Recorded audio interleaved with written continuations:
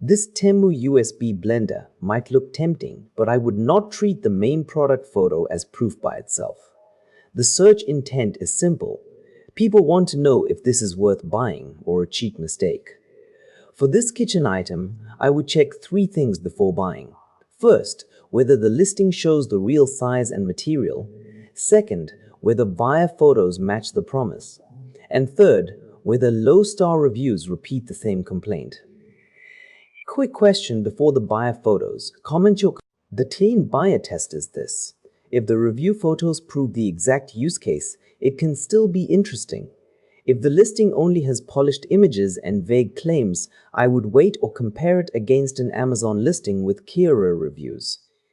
My verdict is only if the price is genuinely cheap enough to justify the risk. Based on the listing and review signals, not a hands-on test, I would only buy it if the product page clears those checks.